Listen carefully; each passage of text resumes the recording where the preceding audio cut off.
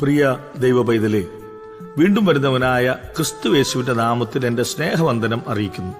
പലരും ദുഃഖങ്ങൾ, പ്രയാസങ്ങൾ, നൊമ്പരങ്ങൾ, ആരോടും പറയാത്ത വേദനകളെല്ലാം ഉള്ളിലൊളിപ്പിച്ചുകൊണ്ട് നടക്കുന്നു.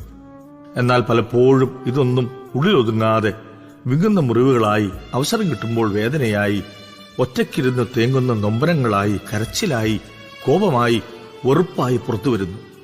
ഇവരെന്തേ ഇങ്ങനെ എന്ന് നാം തന്നെ ചോദിക്കുന്നു. ദേ, സന്തോഷമായിരിക്കണം, വേദന മറക്കണം, വെറുപ്പ് ഉപേക്ഷിക്കണം, കോപം കളയൂ എന്നൊക്കെ നാം ഇവരോട് പറയുന്നു.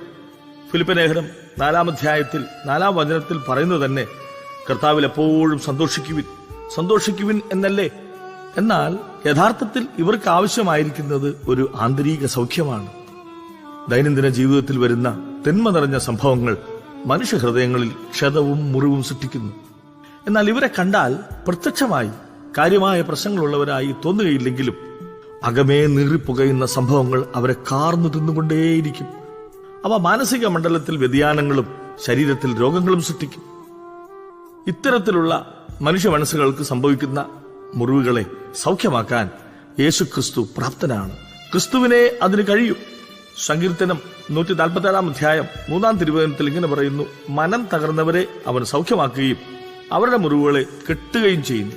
പഴുത്ത് വ്രണമായി ദുർഗന്ധം വമിക്കുന്ന, ചോരയൊലിക്കുന്ന, മുറിവേറ്റു തകർന്ന ഹൃദയങ്ങളെ സൗഖ്യമാക്കി യേശുവിന്റെ തിരക്തത്താൽ കഴുകി, യേശുവിന്റെ പങ്കിടുന്ന, വിഭജിക്കുന്ന, മരിക്കുന്ന സ്നേഹത്താൽ നിറയ്ക്കുന്ന അതിശ്രേഷ്ഠമായ ശുശ്രൂഷയിലേക്ക് നാനാജാതി മതസ്ഥരായ വർണ്ണവർഗ വിവേചനമില്ലാതെ എല്ലാ ദൈവമക്കളെയും മാനവരാശിയുടെ നിത്യരക്ഷയ്ക്കായി കാൽവരിക്കുരിശിൽ ജീവൻ സമർപ്പിച്ച ക്രിസ്തുയേശുവിന്റെ നാമത്തിൽ ഈ ആന്തരിക സൗഖ്യധാനത്തിലേക്ക് സ്വാഗതം ചെയ്യുന്നു. ഹൃദയം തകർന്നൊരു നാൾ യേശുവേ നിന്നെ വിളിച്ചു, കരുത്തേകും നിൻ കരമെൻ തോളിൽ പതിച്ചു, ദുഃഖം മറഞ്ഞു എൻ മിഴികൾ നിറഞ്ഞൊഴുകി.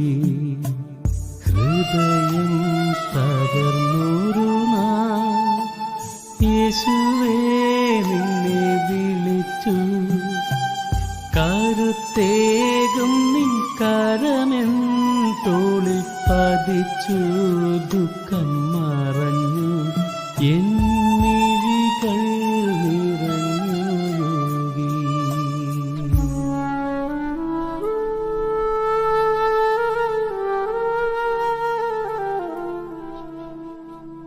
God bless you.